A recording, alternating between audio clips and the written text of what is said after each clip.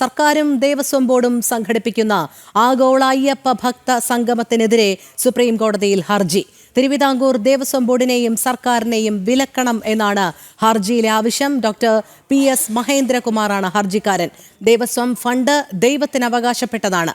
രാഷ്ട്രീയ ലക്ഷ്യങ്ങളോടെ നടത്തുന്ന പരിപാടികൾക്ക് ആ ഫണ്ട് ഉപയോഗിക്കാൻ കഴിയില്ല.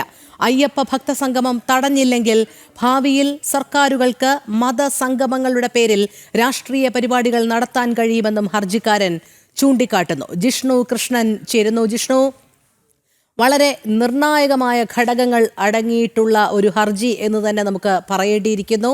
സർക്കാരും ദേവസ്വം ബോർഡും സംഘടിപ്പിക്കുന്ന ആഗോള അയ്യപ്പ ഭക്ത സംഗമത്തിനെതിരെ സുപ്രീം കോടതിയിൽ ഹർജി വരുമ്പോൾ ആ ഹർജിയിലെ ഉള്ളടക്കവും അങ്ങേയറ്റം ഗൗരവതരം തന്നെയല്ലേ?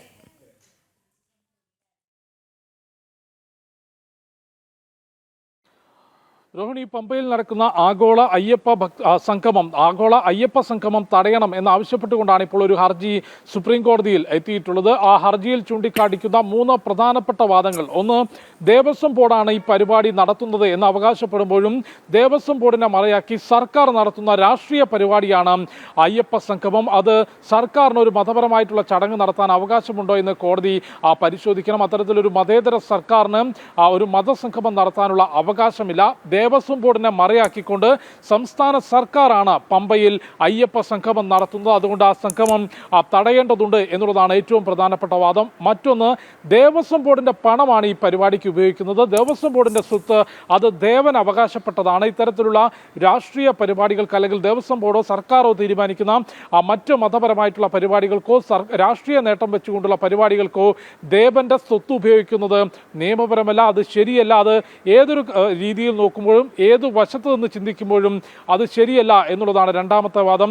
മറ്റൊന്ന്, പരിപാടി നടത്താൻ നിശ്ചയിച്ചിട്ടുള്ളത് പമ്പയിലാണ്. പമ്പ പരിസ്ഥിതി ലോല പ്രദേശമാണ്. അത് നേരത്തെ ഹൈക്കോടതി വിധികളിൽ തന്നെ ചൂണ്ടിക്കാട്ടുകയും മുൻപ് ഇത്തരത്തിലുള്ള പരിപാടികൾക്ക് പമ്പയിൽ നടത്താൻ ആലോചിച്ചപ്പോൾ ഹൈക്കോടതി തന്നെ അത് ഇടപെട്ടുകൊണ്ട് തടയുകയും വിധി പ്രസ്താവം നടത്തുകയും ചെയ്തിട്ടുണ്ട്. അതുകൊണ്ട് പരിസ്ഥിതി ലോല പ്രദേശമായ പമ്പയിൽ ഇത്തരത്തിലൊരു ആഗോള സംഗമം നടത്തുന്നത് അത് ആ മേഖലയുടെ പ്രശ്നങ്ങൾക്ക് മാത്രമല്ല ഹൈക്കോടതിയുടെ വിധിയുടെ പോലും ലംഘനമാകും. അതുകൊണ്ട് ദേവസ്വം ബോർഡിനെയും സർക്കാരിനെയും ആഗോള അയ്യപ്പ സംഗമം നടത്തുന്നതിൽ നിന്ന് തടയണം എന്നാവശ്യപ്പെട്ടുകൊണ്ടാണ് സുപ്രീം കോടതിയിൽ ഡോക്ടർ PS മഹേന്ദ്രകുമാർ ഹർജി നൽകിയിട്ടുള്ളത്. ഹർജി അടിയന്തരമായി പരിഗണിക്കണം എന്ന ആവശ്യവും മുൻപോട്ട് വെച്ചിട്ടുണ്ട്. പക്ഷേ ഇന്നത് നാളത്തേക്ക്, അതായത് നാളെ പ്രവൃത്തി ദിവസമാണ്, നാളത്തേക്ക് അത് ലിസ്റ്റ് ചെയ്യുമോ എന്നുള്ള കാര്യം അറിയില്ല. കൂടാതെ അയ്യപ്പ സംഗമം തടഞ്ഞിട്ടില്ലെങ്കിൽ ഭാവിയിലും ഇത്തരത്തിൽ മതപരമായിട്ടുള്ള ചടങ്ങുകൾ, രാഷ്ട്രീയ പരിപാടികൾ, അതിലൂടെ രാഷ്ട്രീയ പരിപാടികൾ സർക്കാരുകൾക്ക് നടത്താൻ സാധിക്കും എന്ന കാര്യം കൂടിയും ഹർജിക്കാരൻ ചൂണ്ടിക്കാട്ടിയിട്ടുണ്ട്. നേരത്തെ കേരള ഹൈക്കോടതിയിൽ ഈ കേസ് എത്തിയിരുന്നു.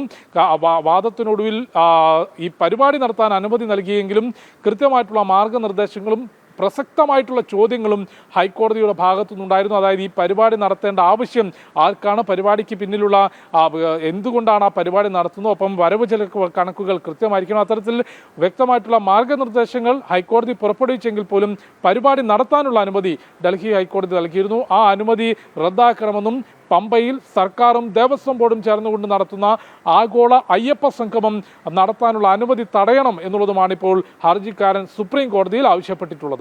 രോഹിണി. ശരി ജിഷ്ണു, സർക്കാരും ദേവസ്വം ബോർഡും സംഘടിപ്പിക്കുന്ന ആഗോള അയ്യപ്പ ഭക്ത സംഗമത്തിനെതിരെ സുപ്രീം കോടതിയിൽ ഹർജി. തിരുവിതാംകൂർ ദേവസ്വം ബോർഡിനെയും സർക്കാരിനെയും വിലക്കണം എന്നാണ് ഹർജിയിലെ ആവശ്യം. Doctor PS മഹേന്ദ്രകുമാറാണ് ഹർജിക്കാരൻ. ജിഷ്ണു കൃഷ്ണനാണ് വിശദമായ വിവരങ്ങൾ നൽകിയത്.